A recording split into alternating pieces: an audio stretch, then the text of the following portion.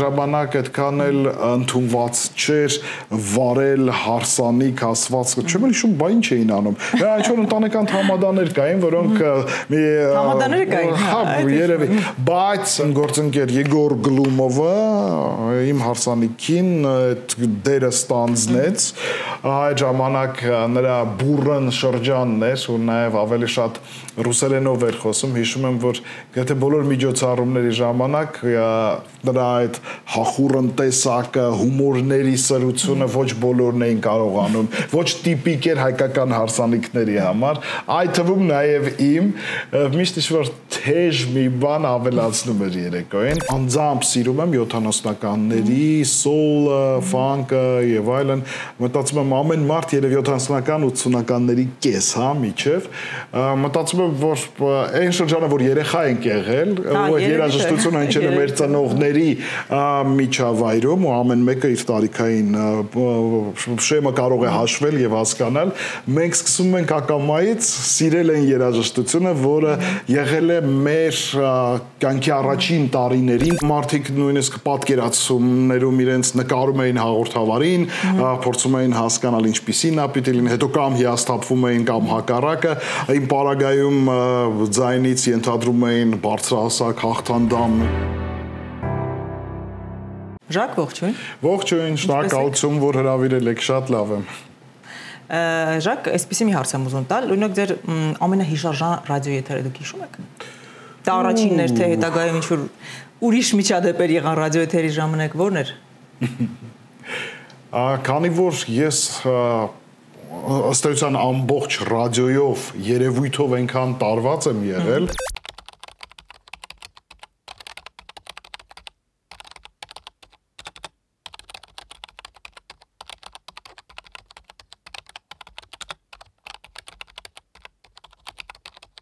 երևի ամենաառաջին հնարավորությունը ռադիոաշխարհ մուտք գործելու դա էր ինձ համար կարևորը։ Հետագայում ես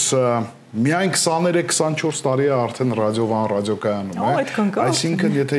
ավելի կոնկրետացնենք, 2001 թվականին մրցույթով ընդունվեցի ռադիովան ռադիոկայան, մենք հիմա 2025-ն ենք ապրում, 24 տարի, 25-րդը պտույտի մեջ է, քառորդ դար։ Եվ ոնց է ռադիոյում։ Ռադիոյում լավ է, ես մեծ ցանկություն եմ արդեն վերջին մի քանի տարիների ընթացքում, որ շատ տարբեր երևույթներ, որոնք մեր կյանքի հասունացման այս ճանապարհին տեղի են ունենում, չսպանեն այդ սերը ու հաճույքը ու բավականությունը, որ ես ստանում եմ բուն եթերից, որովհետև ռադիոյի եթերը, երաժշտական եթերը, դա եղել է տարերք, դա եղել է նվեր ինձ,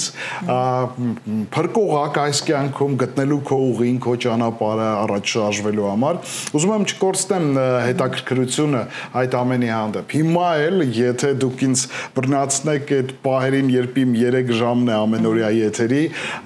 ես էլի նույն ոգևոր, գրեթե նույն ոգևորությամբ։ Այսինքն չի ձանձրացրել։ Չի ձանձրացրել, որովհետև երաժշտությունը երբեք չի ձանձրացնում, որովհետև անվերջ նոր բաներ են տեղի ունենում։ Եվ շփումները չեն ձանձրացնում։ Մարդիկ, ժամանակն է փոփոխվում,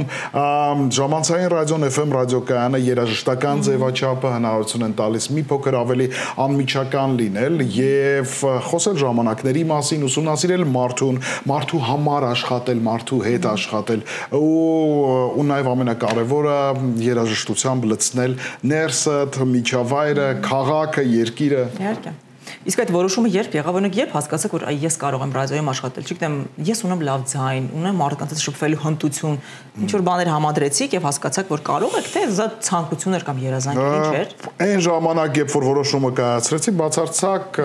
որևէ այլ բան չի կարող մտածել, ես ունեմ հմտություններ մարդկանց հետ շփվելու, ես ունեմ որոշակի յուրահատուկ հնչողությամբ ձայն։ Բայց ձայնը հաստատ նկատած կլինեիք, էլի։ Ես չէ, շեշտադրումը ձայնի ուղղությամբ ուղղությամբ երբեք չի եղել համենայն դեպս սկզբի շրջանում։ Ես սկսեցի երաժշտություն լսել, վինիլե սկավառակներ հավաքել, դրանք լսել։ Երազում էի մագնիտոֆոն ունենալ, հին բաների մասին եմ խոսում, հետևորդները չնայած այդ ամեն ինչ էլի շրջապատույտի մեջ է նորից վերադառնում է ու նորաձև է, այսինքն ժապավենով այդ կասետները ավելի նորաձև էին, բայց այդ շրջանում չունեինք այդ հնարավորությունը։ Հետո հայտնվեց FM ռադիոկայանը, ես այն մարդն եմ կամ այն սերնդի ներկայացուցիչն եմ, որը տեսել եւ լսել է ռադիոն իր հին ձևաչափով, SV ու KV ալիքներ, պատի ռադիո հասկացությունը եւ այլն, եւ ահա հայտնվեց FM ռադիոկայանը, դա եւ երաժշտության, հնչողության այլ որակ էր եւ եթերում մարդկանց խոսելու, մեկնաբանելու այլ տարբերակ էր ապշեցի ու առաջին շրջանում ինձ համար ամենամեծ դասը ինստիտուտը եղել է հետևել FM ռադիոկայաններին, մասնավորապես Ռուսաստանից վերահեռարձակվող ռադիոկայաններին, ինչու ոչ հայկական առաջին FM ռադիոկայանը դարձավ այդ շրջանի երիտասարդության ոգեշնչման աղբյուրը 105.5-ը, երջանկայի շատակ Սեթրակին հիշենք, իմ ընկեր Արամ Չախոյանին անպայման ողջույններ փոխանցեմելի շատ-շատերին, ովքեր առաջին սերնդի, այսպես ներկայացուցիչներն են FM մշակույթի, որ եկավ Երևան։ Իսկ հիմա ռադիոն ինչ-որ տրանսֆորմացիա ապրեց, ձեր կարծիքով այն ժամանակ, որ դուք նոր եք սկսում ու հիմիկվա ռադիոն ինչ տարբերություններն են։ Այն օրը կես կատակ կես լուրջ ասում եմ, կարդացի պաշտոնապես, օրինակ Skype-ը դադարեցրել է իր գոյությունը։ Հասկանում եք, այս շրջանում մենք որ ժամանակին զանգում ենք Skype-ով զանգեմ խոսակ, չկա, գոյություն չունի, այսինքն բաներ կան, որոնք բնականon ընթացքի ստեմպի մեջ կյանքի սպառում են իրենց, բայց ռադիոն որպես այդպեսին եկեք դիտարկենք հետևյալը, ինչ է ռադիո ինֆորմացիա,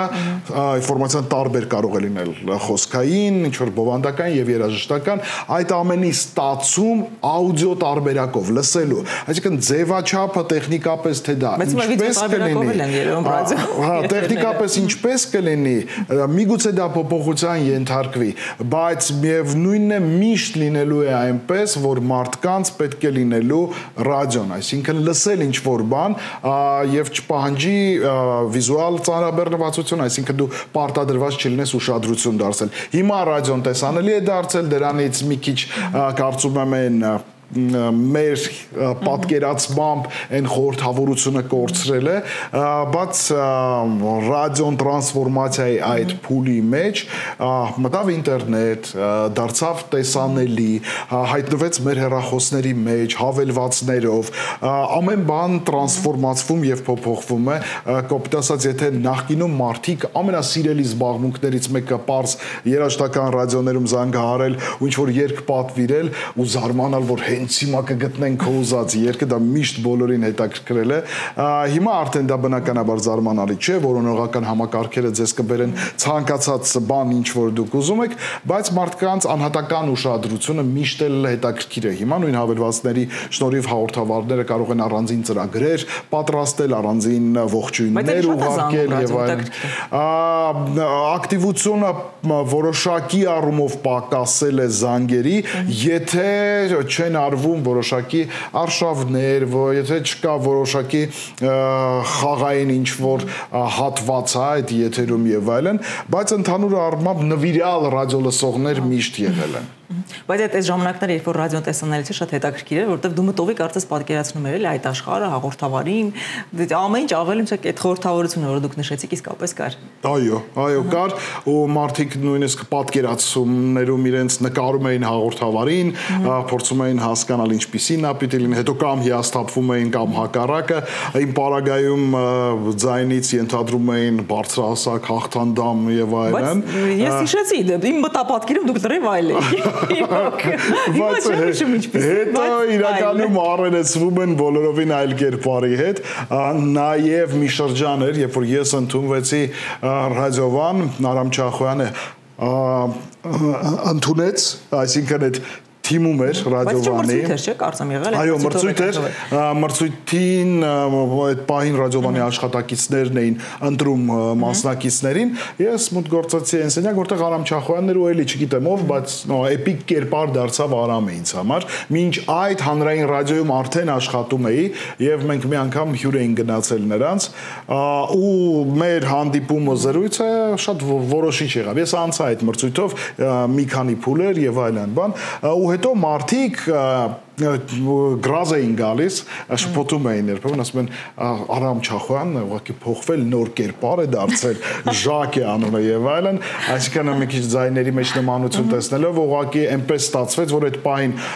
ես ընդունվեցի, Արամը դուրս եկավ ու այդ խորհրդավորությունը նաեւ այդպիսի քննարկումների առիթ էր դարձել։ Իսկ ոնց դարձաք Ժակ։ Երբ որ եկա ռադիովան, այդ շրջանում բոլորը որոշակի կեղծանուններ ունեին,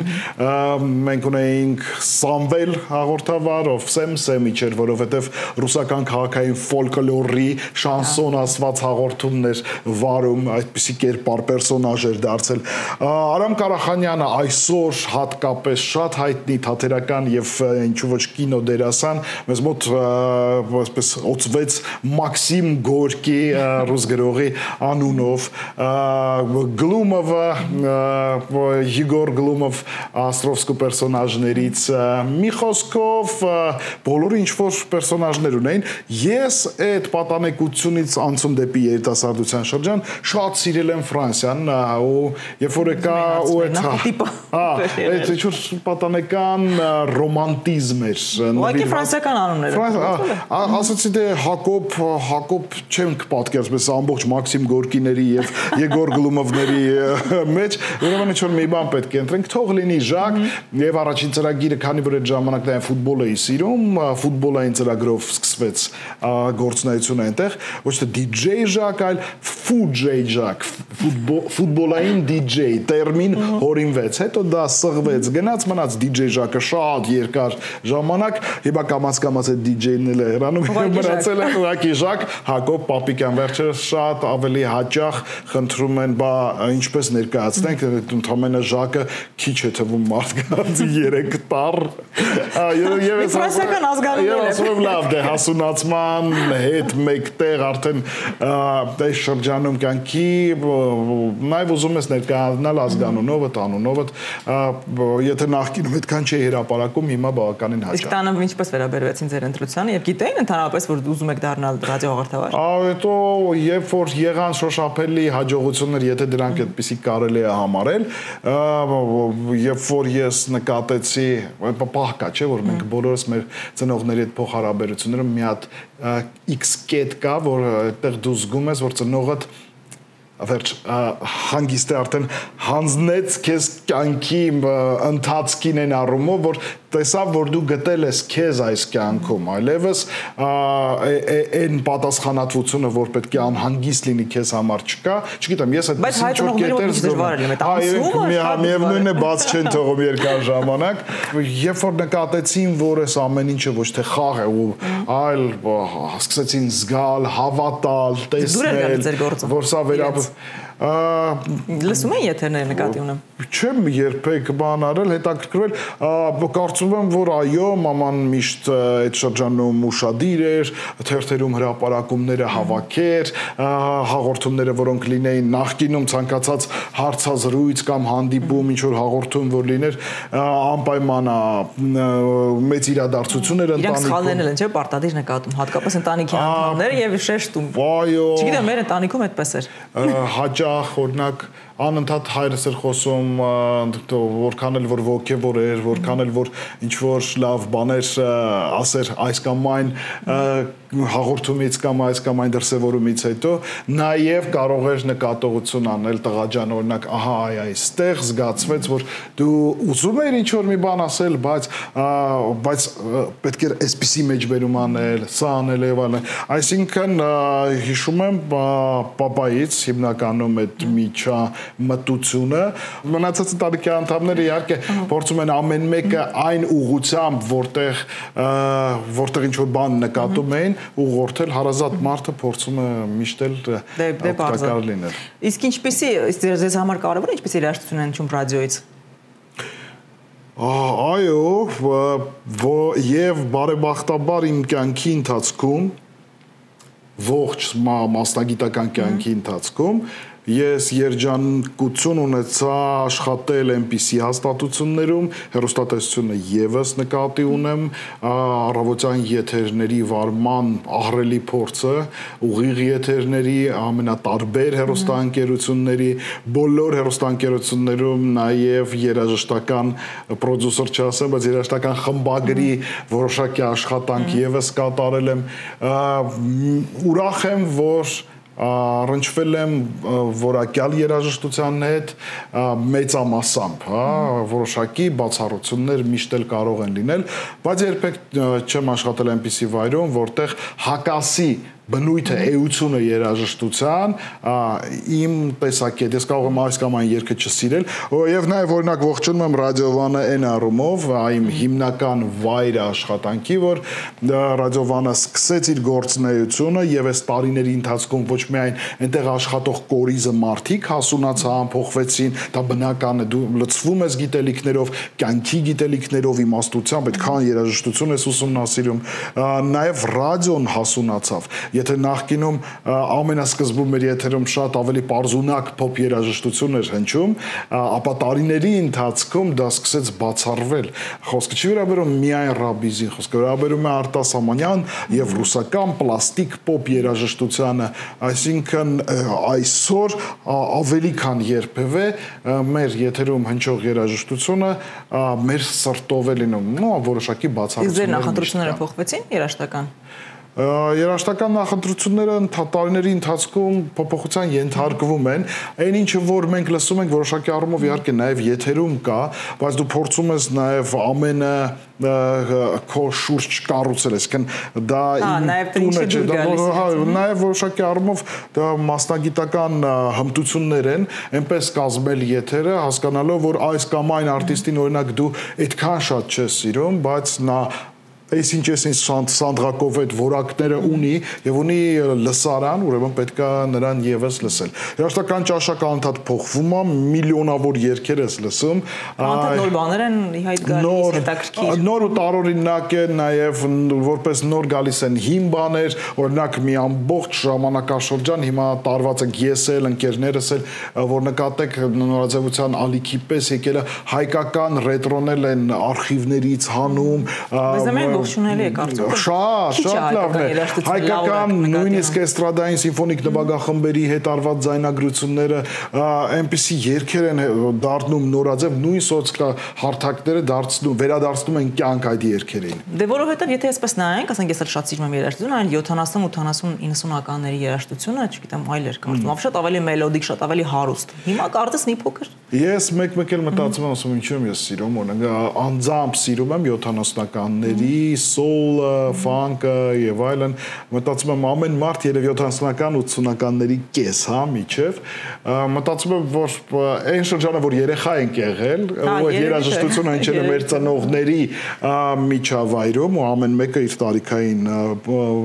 շեմը կարող է հաշվել եւ հասկանալ, մենք սկսում ենք ակամայից սիրել են երաժշտությունը, որը եղել է մեր կյանքի առաջին տարիներին կամ մեր ստեղծման ժամանակաշրջանում։ Ինչ էր ձեր ընտանիքում ինչ էին լսում։ Ես դա որպես թեզ եմ ենթադրում, որ կարող է լինել։ Իմ պարագայում այդպես չէ, միշտ այդ ամենազգայուն կետն է, որ միշտ ասում եմ, եթե մերոնք պապան ավելի շատ էր տարված արվեստով, գեղեցիկով, երաժշտությամբ եւ այլն, բայց մեր տանը ես չեմ հասցրել նկատել, մայրիկս հիմնականում ծանրաբեռնված էր աշխատանքով, վերադառնում էր ամեն օր երեկոյան ժամը 6-ին, 6:30-ին տուն, 2 երեխա, սեփական տան հոգսեր եւ այլն, դրսևորումները արվեստ արվեստով ապրելու, սպառելու ինչ որ բաներ, այդքան նկատելի չեն եղել ինձ համար, ընդհանուր այն աստիճան, որ զարմանալի։ Ես ունեի ընկերներ, որոնց տուն որ գնում էի,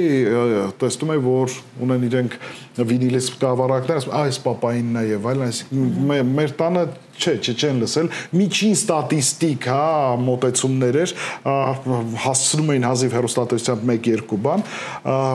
ես այդքան երաժշտականությունը չեմ նկատել։ Հասկացա ինչ եք ասում։ Դրական որքան գիտեմ, դուք ջուր կորպորատիվներ եք նաև վարում, եւ սովորաբար այնտեղ հայկական երաժշտության փոխարեն այս ճակերտավոր հայկական ներկայացումը ռաբիզը եւ այդ տենդենսը գնալով ավելանալու եւ ռաբիզի ավելանալու չեք նկատում։ Ասենք իսկական հայկական լսելու փոխարեն հիմա լսում են ամեն ինչ, բայց ոչ հայկական երաժշտություն։ Այդ օտար մելիզմներով, նույնիսկ այդ փակ երեկույթները, որտեղ որ ես աշխատում եմ, ամբողջական կարծիք հայտնել չեմ կարող, որովհետև իմ գործունեությունը, որը որ ծավալում եմ, ինչ որ միջավայրի մարդկանց է ենթադրում, որոնք փոքրինչ այլ կյանքի ապրելակերպ ունեն, հնարավորություններ ունեն, կա շատ ավելի պարզ մարդկանց հատվածը, որոնց լսած երաժշտությունը խնջույքների կամ փակ երեկույթներին ինձ ծանոթ չի այդքան, շատ ավելի պարզ ասելով վճարունակ լսարանը, որը այսօր փակ միջոցառումներ է անում, ոչ բոլորն են պարտադիր, այսպես ասած, վատ երաժշտություն լսում։ Իրենց ձգել են փոխաբերական իմաստով այն բոլոր երաժշտական խմբերը, որոնք նվագում են հարսանիքներին եւ մնացած այլ անհատական միջոցառումներին։ Ձգել են այն առումով, որ եթե 4-5 տարի առաջ Հայաստանում շատ քիչ կնկատեինք նաեւ այդ մշակույթը բեմական պահվածքի, հագուկապի, որոշակի մոտեցումների, փոփոխություն երգերի ընտրության, երգացանք կազմելու, բեմը հարգելու եւ այլն, այս զարգացումները նկատելի են, չի ասի, որ միայն ռաբիզը շատ հետաքրքիր է, որ համառորեն տարբեր խմբեր, որոնք կարող են լինել հիփ-հոփ կամ էստրադային ներկայացուցիչ կամ բոլորովին այլ ժանրի ներկայացուցիչ ունենան իրենց տեղը այդ միջոցառում։ Ես հաճախ եմ հանդիպում մարդկանց, ովքեր իրենց անհատական միջոցառումներին հրավիրում են շատ որակյալ խմբերի, արտիստների ու կատարողների։ Այլ հարց է, դա արդեն վաղուց է տեղի ունեցել, որ մենք կորցրել ենք էստրադա ասված բառը, այդ բառը արդեն շատ հին է Հայաստանում չի էլ կիրառվում, բայց եղավ մի կետ, երբ որ մեր երգերը, որոնք մենք ունենք նորմալ երգեր, որոնք կարելի է ռադիոյի եթերում պտտել, հանկարծ բոլորը ստացան այլ երանգներ, այսպես ասած այն երաժշտական երանգները, որոնք տեղին են ռեստորաններում եւ ակումբներում։ Մենք կորցրեցինք ինչ որ մի հատ մեծ շրջան, հեղեղվեց եթերը այդպիսի երաժշտությամբ։ Հիմա մենք նորից հետ ենք գնում դեպի լավ իմաստով, դեպի փոփոխությունները, մարդիկ օգնում են մի օրինակությունից, ես տեսնում եմ մարդկանց, որոնք փորձում են իրենց երաժշտական ճաշակը բարելավել, ես տեսնում եմ մարդկանց, ովքեր գեղեցիկը գնահատում են, բնականաբար այս ամեն ինչի կողքին իհարկե կա ցածրորակը եւս։ Չէ, խոսքը հիմնականում հայկական երաժշտության մասին է, ես որքանով եղել եմ հարսանիքների միջոցառումներ, նկատել եմ, որ պարեղանակները, բաները սովորաբար դրանք հայկական չեն, էլի, մեղմ ասած, եւ այդ առումով ես պրոգրես չեմ նկատել այս տարիների ընթացքում։ Երբ թե առաջարկի խնդիրը նաեւ չեք կարծում, որտեղ երաժիշտներին պետք է դիմել, որ այդ ավելի շատ ինչ-որ հայկական պարեղանակներ մշակեն։ Իմ եղած միջոցառումներին ես հայկական պարեղանակներ, որքանով որ ես կարող եմ դատել իմ մասնագիտությունից ելնելով, բայց այն երաժշտագետի մասնագիտություն չէ, ես նկատում եմ, որ շատ հաճախ առաջարկվում է լավ բաներ, բայց իհարկե ես հասկանում եմ, որ արևելյան ազդեցությամբ, արևելյան ակցենտներով ստեղծագործությունները, որոնք ոչ միայն հիմա, այլ տևական ժամանակ անընդհատ փակ միջոցառումների ժամանակ, քեֆ ուրախությունների, խնջույքների ժամանակ եղել են, ուղղակի նորից եմ ասում, երևի այն խմբերը, որոնց հետ որ ես աշխատում եմ, նրանք սկսել են ավելի շատ աշխատել իրենց վրա, նույնիսկ պարեղանակները, որոնք ներկայացնում են, դրանք արվում են պրոֆեսիոնալիզմով եւ դժվար է ասել, որ ակնհայտորեն հուշում են այլ երկրի ազդեցություն։ Արևելյան ծագում, հասկացա։ Իսկ ձեր հարսանիքին ինչ երաժշտություն է հնչել։ դա այնքան վաղուց էր, որ այ չեմ հիշում, չնայած հենց նույն Facebook-ում ընկերներից մեկը էլի տաղանդավոր մարդ եւ կատարում է եւ նաեւ հանդիսավարությամբ է զբաղվում, գրել էր, որ այն ժամանակ երաժիշտ է եղել ու իմ հարսանիքին նվագել էր, ոսում չեմ հիշում, չեմ հիշում, որովհետեւ անցել է արդեն 20 եւ ավել տարի հիշում եմ որ նույնիսկ այդ ժամանակ այդքան էլ ընդունված չէր վարել հարսանիք ասված չեմ հիշում բա ինչ էին անում ինչ որ ընտանեկան համադաներ կային որոնք համադաներ կային հա երևի բայց իմ գործընկեր Եգոր Գլումովը իմ հարսանիքին այդ դերը ստանձնեց այդ ժամանակ նրա բուրըն շրջանն էր ու նաեւ ավելի շատ ռուսերենով էր խոսում, հիշում եմ, որ եթե բոլոր միջոցառումների ժամանակ նրա այդ հախուռն տեսակը, հումորների սրությունը ոչ բոլորն էին կարողանում, ոչ տիպիկ էր հայկական հարսանիքների համար, այդ թվում նաև իմ միշտ ինչ-որ թեժ մի բան ավելացնում էր երեկոյին, Վարելա Գլումովը, նվագել են երաժիշտներ, այսքան բան, մնացածը շատ աղոտ եմ հիշում։ Ժակ, մենք հասակակիցներ ենք եւ կարծես անցումային շրջանի սերունդ կարելի է մեզ ասել, այն դժվարությունները, որոնք տեսանք, ձեր կարծիքով դրանք հետաքրքիր ժամանակներ էին եւ ինչ տվեցին անձամբ ձեզ, այդ ժամանակների փոփոխությունը, իրավիճակների փոփոխությունը այդ անցումները։ Ես հաճախ եմ մտածել ու դա կարծում եմ որ ոչ միայն ես, այլ շատ շատերս ենք մտածում եմ որ մի մարդու կյանքի համար այս անցումները չափազանց շատ թվացին։ Այս անցումները պատմական այնպիսի փոփոխություններ մի մարդու համար հաճախ եմ դա մտածել, այսինքն ավելի պարզ ասենք մեր հետևորդներին, ձեր հետևորդներին, նկատի ունեմ ծնվում ես մի պետության մեջ որտեղ բոլորովին այլ հասարակարգ է, բոլորովին այլ արժեքներ են գովազդում, մտածելակերպ եւ այլն, կենցաղավարություն, լեզվաբանական տարբեր մոտեցումներ, խնդիրներ, սովետի մասին եմ խոսում, գերիշխանություն եւ այլն, հիմա էլ անգլերենի գերիշխանությունը, բոլոր ազդեցություն ունեցած գերտերությունների կամ գերիրավիճակներից մեր խոսույթում հայտնվում են բառեր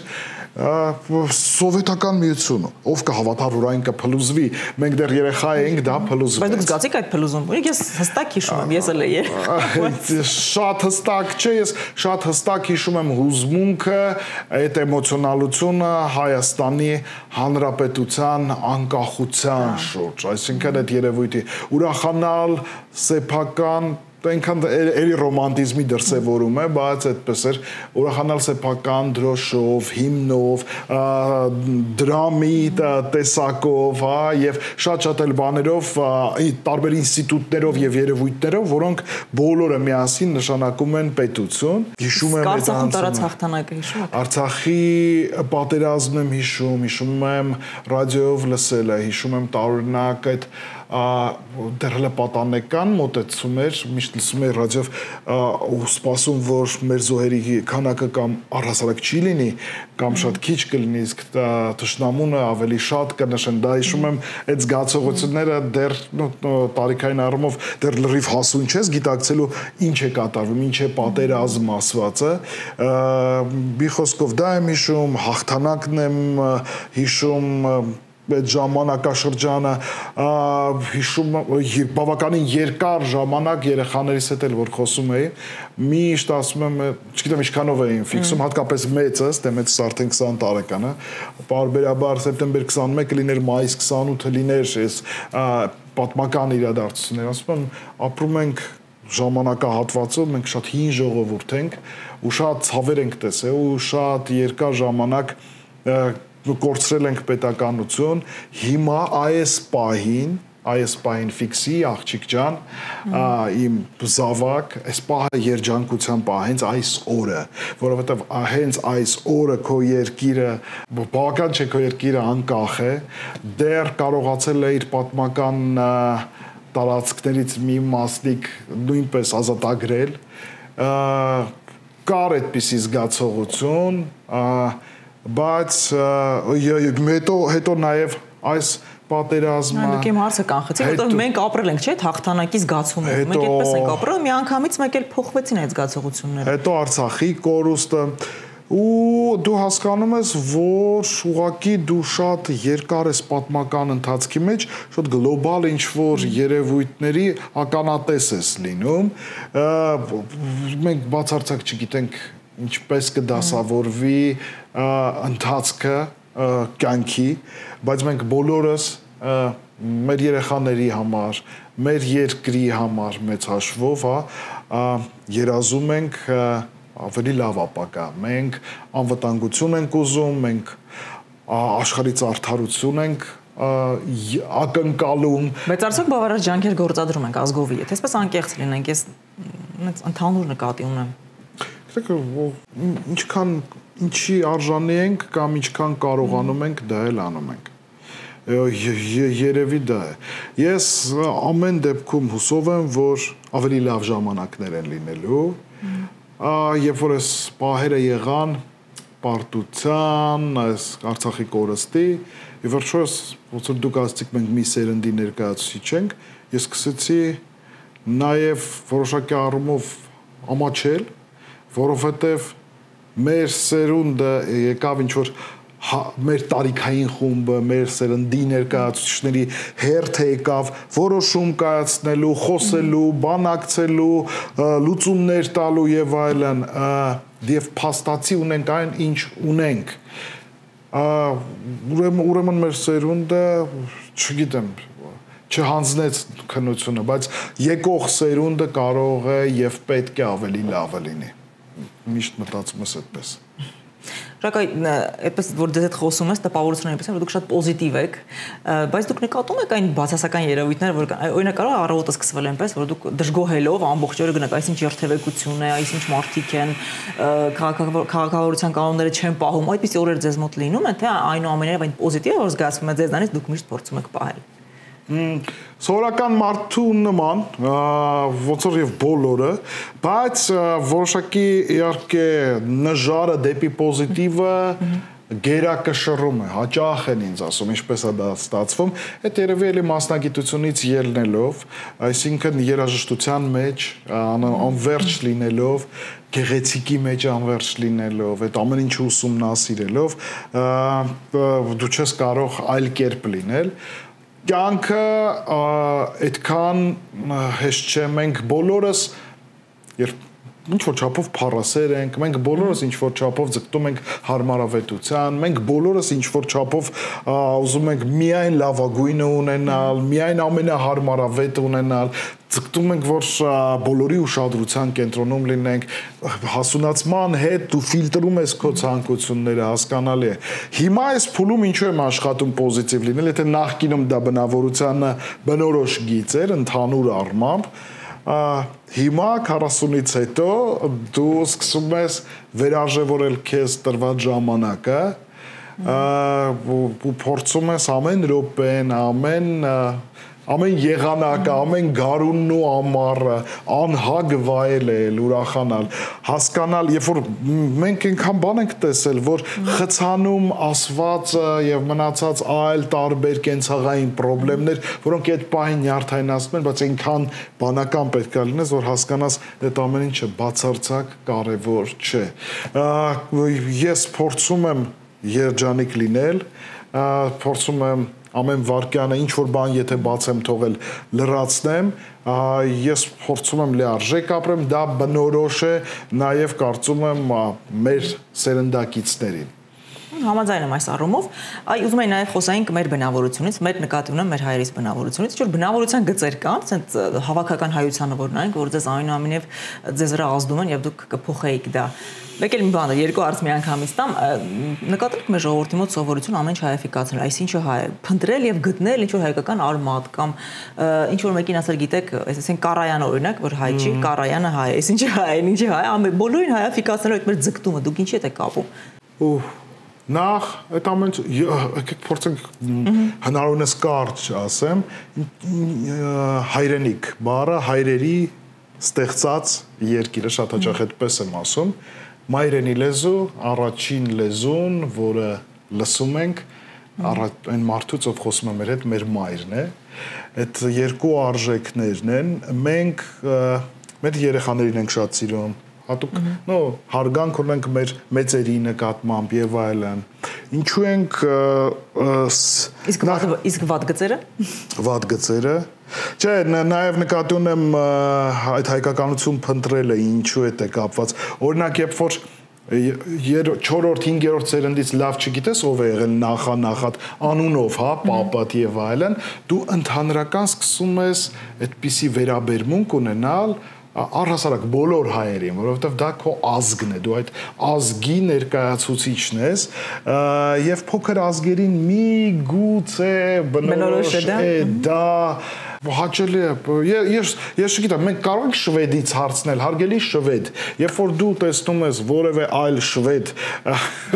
հասել է հաջողության այսին ժանրում եւ այլն, դու ուրախ ես, թե լրիվ անտարբեր ես։ Հիմա եթե նա լրիվ անտարբեր լինի, դա լավ է թե վատ է։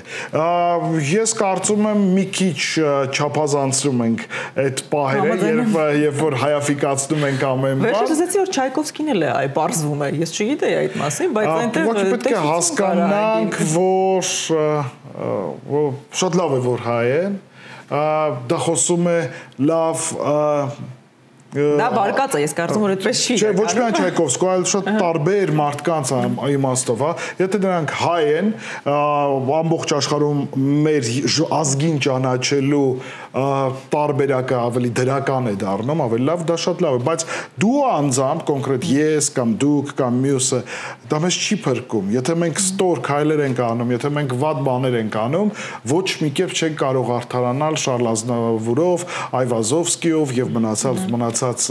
բացառիկ հայերով, որոնք իրենց գործն արել են ու տաղանդավոր են եղել։ Եվ երբեմն ծայրահեղությունների մեջ ընկնելն էլ կարծես ծիծաղելի է դարձնում շատ։ Հա, մեկ էլ կա այդ վտանգներ կա։ Մեկ էլ մեր ասիկ բնավոր ինչ չեմ սիրում, ինչ սիրում եմ, դժվարանում եմ ասել,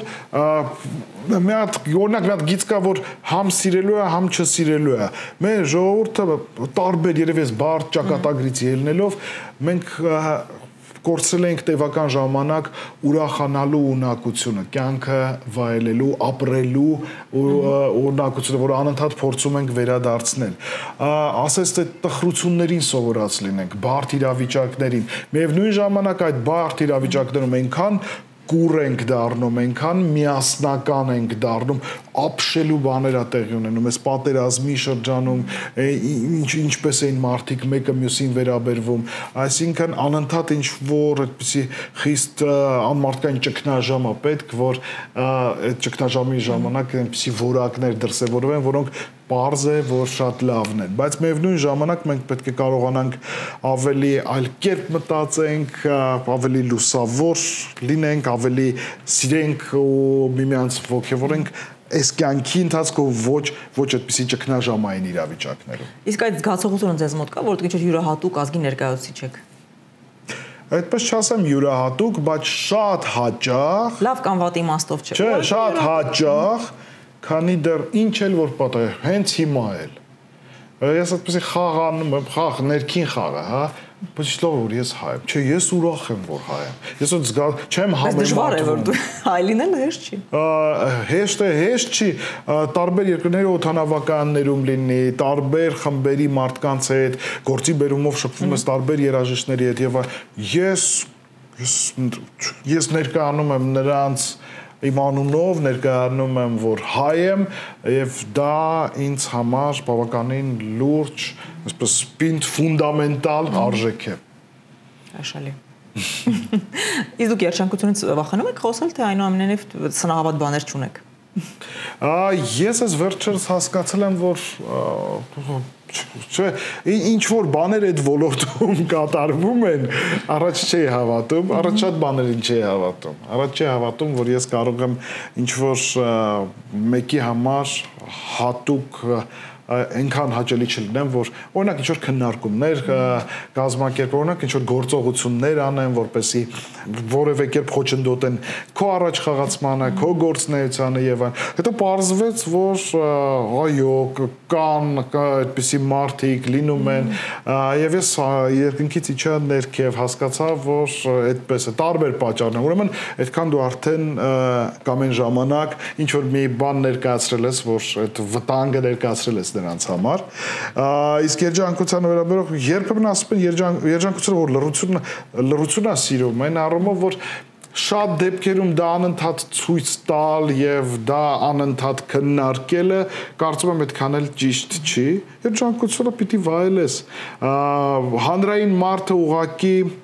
երկու կողմ ունի մեդալը, երբեմն պետք է վճարի, որովհետև եթե դու հանրության առջև ես, հանրությունը քեզանից պահանջում է, հանրությունը պահանջում է քեզ տեսնել ինչպիսին է քո կյանքը, ինչպիսին է քո կողմնորոշումը այս կամ այն հարցում, ինչ դու ասացիր այսինչ իրավիճակում, քաղաքական լարված իրավիճակներում, եթե դու արդեն որոշակի ինչ-որ հասունացում ունես գաղափարային մարդկանց հետ շատ տևական ժամանակ ինտեգրված ես քո եթերներով եւ այլն, ու քո խոսքին, քո տեսակին վստահում են, նրանք նաեւ այս պարագայում երբեմն ստիպում են, երբեմն պահանջում են, բայց ինչպես է վերաբերվում այդ ուզում եմ հենց հիմա էլ ասել, սիրելի քաղաքացիներ, ինչպես եւ դուք, հատկապես քաղաքականության հարցում, որ ամենակեղտոտ բանն է այս աշխարհում, որքան գնում եմ ես այդքան համոզվում եմ եւ կարծում եմ ձեզանից շատ-շատերը, երբեք մի պահանջեք մարդկանցից, ովքեր մասնագիտորեն քաղաքականությամբ չեն զբաղվում որևէ լուրջ դրսևորում, որևէ լուրջ կարծիք, նրանք հավասարը ձերպես կարող են եւ ճիշտ եւ սխալ դատողություններ անել։ Պատկերացնում եք իրենց սխալ դատողություններով դուրս գան ու ինչ որ բաներ խոսեն ու ուղղորդեն մեծ թվով մարդկանց, որոնք կուրորեն նրանց։ Բայց նման դեպքեր կան մեր հանրության մեջ, որոնք իրոք չեն հասկանում քաղաքականությունից, քաղաքագետներ չեն եւ բազմահազանոց լսարաններ ունեն։ Ցավոք սրտի այո։ Խոսքի ազատություն ասվածը եւ ինֆորմացիայի տարածման ձևերի փոփոխությունը բերել է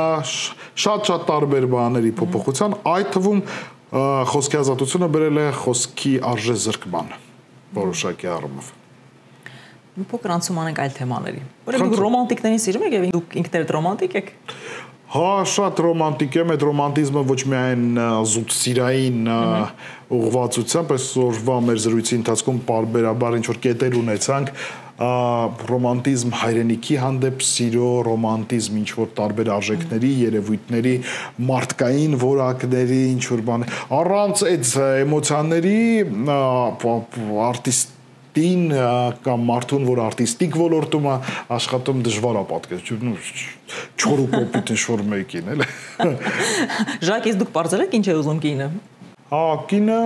ուշադրություն է ուզում, սեր է ուզում, սեր ու ուշադրություն, ցանկացած մարդու, այդ թվում նաև կնոջը։ Առավելևս եթե բախտդ բերել է դու այնպիսի կողակից ունես, որ իր ողջ կյանքով, իր ամեն օրով նպաստում է քո առաջ խաղացմանը, նպաստում է քո երջանիկ պահերին, նպաստում է քո ամբողջականությանը, ուրեմն պետքա լրացնել այդ նաև սերը ու ուշադրությունը նվիրել նրանց։ Իսկ դուք հիշում եք ձեր առաջին տպավորությունը եւ ճիշտ էր այն, երբ տեսաք ձեր կնոջը, հիշում եք այդ առաջին հանդիպումը եւ առաջին տպավորությունը։ Վստահում եք առաջին տպավորությունը։ Այս առաջին հանդիպումները հիշում եմ ու հիշում եմ Անտատիրա գոտին եմ հիշում, որ կրում էր այդ ժամանակ նորաձև էր համարվում, շոտ ջինսը տաբատ էր ու տեխասյան օլդբոյների ոնց որ կաշվի գոտի էր ու երկաթյա այս հատվածը բավականին մեծ, անընդհատ որ հիշում եմ գոտիտ եմ հիշում եւ այլն, նույնիսկ դա կնոջ համար հաճելի է, որ դու 24 տարի անց հիշում ես նրա հագուստի ատրիբուտներից ինչ որ մեկը, բայց դա աչքի էր ընկնում, որտեղ ընդհանուր իր կերպարն եմ հիշում այդ ժամանակահատվածի։ Բնականաբար հա այն կրակը, որ նա ուներ իր աչքերում եւ այլն, այն ոգևորությունը, այն էնտուզիազմը, որ նրա մոտ կար, նաև կիրառական ռոմանտիզմը։ Իմ ռոմանտիզմը մեկ մնում է ուղեղում, դա էլ ուժ չկա շարունակելու ինչ-որ բան կազմակերպել։ Ես օրինակ գնում եմ ասում, գիտես ինչ եմ որոշել, այս մարտի 8-ին կարելի էր ձեր համար կամ քո համար ասենց մի բան անել, այ պատկերացրեցի, դե այսքան հերիք է, էլի արել մեկը կարող կանեք, մոտարապես սենց մի բան եւ այլն։ Հետո տարիների ընթացքում մի քիչ սենց վտանգ կա, այս անդադ դրա մասին եմ խոսում, մենք որ անընդհատ ինչ-որ տոների մեջ ենք, աշխատում ենք մարդկանց հետ, փակ երեկույթներ են տարբեր առիթներով, համերգներ, միջոցառում, այդ ամեն ինչ դառնում է շատ սովորական ներսի մարդու համար։ Եվ պետքա չկորցնել այդ ոգևորությունը, մի հատ անջատես, երբ որ դու այդ ապրումները նաև ուզում են ունենալ քո ընտանիքի անդամները եւ նրանց հետ լիարժեք զարմանալ, ուրախանալ, վայելել այդ պահը, պետքա կարողանալ։ Իսկ դուք նման եք բնավորությամբ։ Ես կարող եմ ասել, որ այո,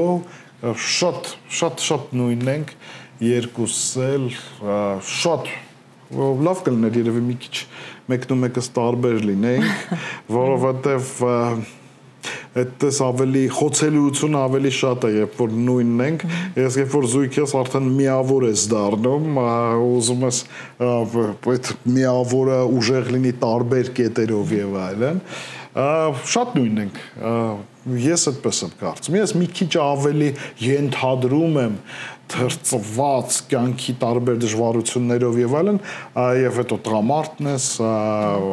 ընտանիքի քո վրա լուրջ պարտականությունը բերել, ստեղծել, կայացնել, նրան ոգեշնչել, առաջ մղել, միշտ աջակցել։ Իսկ երեխաները հետևում են ձեր գործունեությանը, ասենք, լսենք հայրիկի եթերը կամ այսպիսի բաներ կա։ Շատ ուշադիր են, փոքր մեծս վաղուց է ուշադիր, տարբեր նրբություններ են ուսումնասիրել, այնքան վախենալու է այս պահը, նաև եկանք երեխեքի պահը, դաստիարակություն եւ ազդեցություն, փորձել լինել լավ հայր, մեծիս առումով արդեն այդ փուլը կարելի է համարել ավարտած, հա, կամ ավարտին մոտ, մենք հայր ենք մինչև վերջ, բայց ընդհանուր առմամբ նա արդեն 20 տարեկան է, սովորում է բուհում, երկրորդ կուրսա շուտով փոխվելու, այսինքն բավական հասուն մարդ է արդեն, կարելի է դիտարկել իր տեսանկյունից, ինչքանով ենք մենք լավ ծնող, ցույց կտա վաղվա հասարակության մեջ մեր երեխայի տեղն ու դիրքը ու նրա հնարավորությունները առաջ խաղացման, ինքն իրեն պահելու, ինքն իրեն լավ զգալու, երջանիկ զգալու, որովհետև ոչ միայն ինչ-որ միջոցներ, որ տալիս ենք իրենց, ամենակարևորը, որ բաց թողենք այդ մեծական կյանք, նրանք գնան առանց տրավմաների, նրանք գնան հիշելով լավ սեր իրանց ընտանիքից։ Բայց հայրերը աղջիկներին մանավանդ դժվարությամբ են բաց թողում մեծ կյանք ասվածը։ Ամենասկզբում, հա, բայց էլի մեծ փոփոխությունների մեջ երևի նաև այդ նույն հարսանիքների օրինակ շատ հաճախ հանդիպող, հիմնականում հուզվում եմ, հատկապես որսպեք ռոմանտիկ եք, այնքան եմ հուզվում, այնքան եմ զգում ես, որ արտասում ես չի կարելի անհամարմար, այսքան մարդ նայում ես, քեզ ինչ ես մարդիկ, օտար մարդիկ են, բայց երևույթը ազդեցություն թողնում է, հատկապես վերջի շրջանում պապա ու աղջիկ պարում են հարսանիքի agrեթե ավարտին, հայրը ճանապարհում է, ամուսնուն է ձեռքը տալիս եւ իրանք լացում են, մաման լացում է, քույրերը լացում են, ես լացում Կա այդպիսի բան, որ գալիս է մեծս հումորեր անում, այսօր ես լաց է, այսօր ոնց եղավ եւ այլն։ Հիմա երկու տարբեր խառնվածքերի տեր երեխեք են, փոքրս բոլորովին այլ է, մեծը այլ, տեսնենք շատ սեր, ուշադրություն, քնքշանք, մի քիչ օրինակ երկրորդի դեպքում արդեն փորձառություն եւ տարիքն է փոխվել եւ առաջին երեխա ունեցել ես, ինչ քեզ թվում է, որ սխալ ես արել, գոնե փորձում ես ուղղել երկրորդի դեպքում, չգիտեմ։ Իսկ դուք այն ծնողներից եք, որ անպայման փորձում են նմանություն գտնել երեխաների մեջ, այս հարցում ինձ նման, այն հարցում նման չի։ Ես այդքան չէ, բայց անընդհատ խոսում են, օրինակ մեկ կես կատակ սիրում են, չէ, բանավեճի տեղել չեմ թողում, բայց այդ իմ ասած ավելի լավ է բանավիճեմ, քան թե այդպես ավարտեմ, որ կինս խոսում են որ մի հատ լավ որակ բան ասում հա հաստատ բոլոր լավ բաները ձեր կողմից են, ինչքան վատ բան կա, բոլորը մեր համաձայն եմ, արի չքննարկենք, բայց այդ իմ ասելը չի բավարարում, խոսքով ասում եմ համաձայն եմ, բայց դե հասկանալի է, որ այդպես չի։ Ժակ իսկ որ ասում են յուրաքանչյուր հաջողակ տղամարդու հետևում լավ կին է կանգնած, այ դրան դուք հավատում եք։ Ես հավատում եմ, որ ընտանիքը առհասարակ եւ կինը մեծ ուժ են, որովհետեւ ոչ միայն իմ, այլ նաեւ ձեր շատ շատերի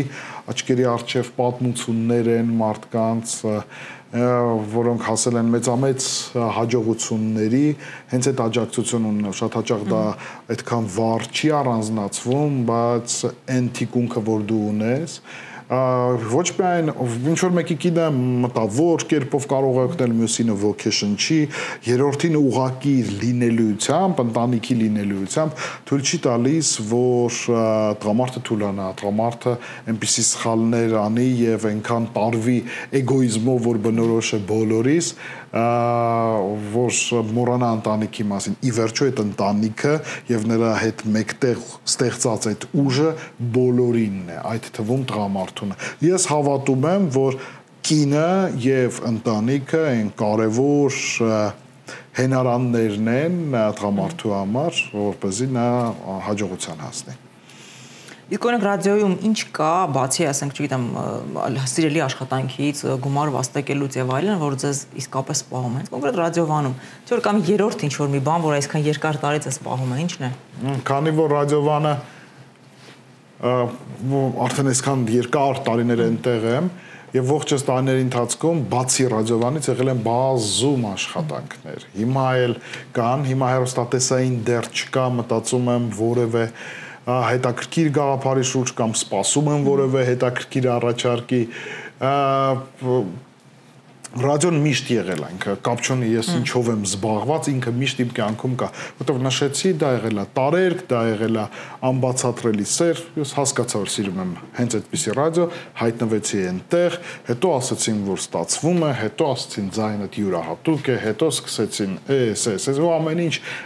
գնաց առաջ, բայց հիմքում երբեք չեմ մոռանում, որ առաջինը ու առաջնայինը եղել է սերը դեպի ռադիոն։ Ռոմանտիզմը փլուզվել է, հասկանում եմ, մոտ սկզբում իհարկե ռադիովան եւ այլն կամ ցանկացած ռադիո, բայց դա մասնավոր ինչ որ մի հաղորդիչներ են տարածք, որ ինչ որ մեկին է պատկանում, դու այդ հեքիաթից դուրս ես իհարկե գալիս։ Հիմա այնպիսի հետաքրքիր փոխհարաբերություններում ենք ռադիոյում, թե ես եմ ռադիոյին տալիս ինձանից թե ռադիոն մի քիչ գրեթե հավասար կա ժամանակ, որ ռադիոն է առավելապես հրել, առաջ տարել, կայացրել եւ այլն։ Հիմա կարծում եմ մեր փոխհարաբերությունը քիչ շատ մաքուր սիրո դաշտում են։ Էլ ոչ ոք ոչ մեկին ոչ մի բան այդպես առանձնապես չի անում, ավելի շատ դա ոչ մի բան ապացուցելու չկա։ Ժակը չի մոռանում, որ անունից սկսած կայացել է հենց այդտեղ, սկիզբը համենայն դեպս մեկնարկը եղել է այդտեղ, հիմա ռադիոն էլի շարունակում է մնալ սեր, մինչև պարտադրելով դուրս կբերենք, ասեն հեյ, գնա։ Հասկացա, Ժակ, վերջում ուզում ձեզ մի քանի բլից հարց տալ։ Եթե ձեր կյանքի հիման վրա ֆիլմ նկարահանվեր, ինչ ժանրի ֆիլմ կլիներ։ Ինձ թվում է կատակերգություն, որոշակի դրամատիկ դրվագներով։ Բարձ է։ Հնարավորություն ունեք մեկին վերակենդանացնելու, ում կվերակենդանացնեիք։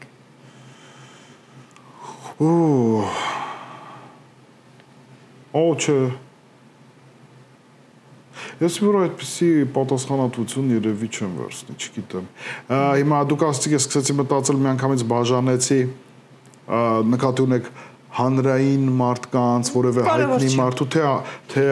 մարդու հետ կուզենայիք շփվել, չգիտեմ, տարբեր։ Թե հարազատ մարդու։ Ինչ որ բաժանումներ չկան, ով այս պահին ձեր մտքով կանցնի։ Թե ամեն մեկը առաջին հերթին մտածում է իր հարազատի մասին, շատ դժվար եղավ իմ համար բաժանումը հայրիկի հետ, բնականաբար, եթե խոսքը վերաբերում է հարազատ մարդկանց, իհարկե եղել են կորուստներ եւ այլն, բայց իմ համար շատ բարդ էր այդ կորուստը, առաջիններ ընտանիքից եւ այլն, արդեն անցել է մոտ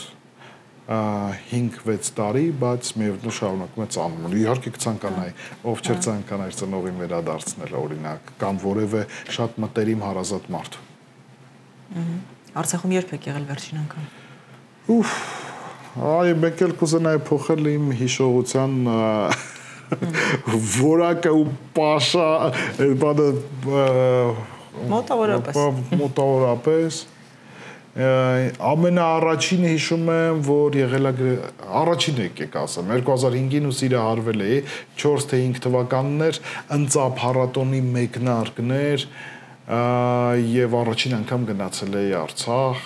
որ քայլում էի, սիրահարվել էին առումով, որ այնքան լավ է զգում, այնքան կանաչ ու այնքան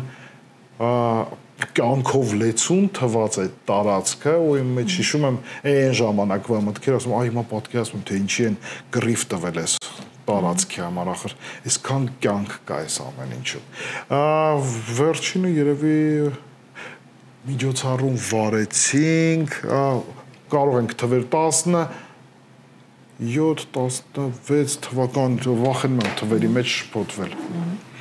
պատմական որ ժամանակաշրջանը կուզեիք տեսնել անձամբ Որ ժամանակաշրջանը Հայաստանում էլի Չէ, ամբողջ աշխարհում Հռոմն է հետաքրքրում հռոմեական կայսրության որ մի ժամանակաշրջան գնամ, բայց էլ նույնիսկ ժամանակակից հնարավորություններով այդ ամեն ինչը իրական լինի, մի հատ նորից ուսումնասիրվի եւ այլն ու էլի հետ գալ, հա Ինչ ասել ես համար գեղեցկություն հայկական ձևով Կանանց նկատի չունեմ Արդեն գծագրվում էր խոշոր սև աչքերով աղջիկ եւ այլն գեղեցկություն հայկական ձևով այդ յուրահատուկ քամիա հունիս ամսին երբ որ ծիրանը դեռ կա ու գետի ձայնա ու այնտեղ երեխաների խաղերի ձայնի հնչողությունա խաղաղության զգացողությունա այդ մամայի պատրաստած գաթան այդ սաղ գեղեցիկ պատկերի մեջ ասես որ ատրիբուտներ ես տալիս որոնք բոլորը տանում են դեպի սերը հանգստությունը ու հենց հարազատական ընկալումները քո երկրի հետ համեր հոտեր մարդիկ ու իրավիճակներ որոնց համադրությունը գեղեցկություն Հայաստանը իրոք հարուստ է չէ բույրերով գիտեմ արտարիքում շատ է եղել ինչ որ յուրահատուկ լավ բույրեր կան մեզ հարազատ են այն որ հիշում եք ասում եք ոնց եք զգում որ եք ես այդ առումով եմ Հայաստանում ես Հայաստանի օդն եմ սիրում ես Հայաստանի համերն եմ սիրում ես շատ եմ սիրում այն ինչ որ էս մեր երկրի հետ է կապված Իսկ Հայաստանի մասին 3 նախադասությամբ օտարերկրացում ինչպես կպատմեիք Բարով չէ նախադասությամբ Այ ես էլ եմ որ տեսեք որ ինչ որ մեկի հետ ծանոթանում եմ եւ այլն որ ասում ես հայ ու հանկարծ մոտ զարմանք հասկանում ես որ չի հարցական հայացքով է նայում որ պիտի բացատրես ինչ որ մի բան հնագույն ժողովուրդներից մեկն ենք մոլորակի վրա շատ հաճախ այդ նախադասությունը եկեք չհորինեմ այստեղ քաղաքակրթության հնագույն ներկայացուցիչներից մեկն ենք հենց այդպես ասում եմ իսկ դա նաև իրականությունն է իսկ դա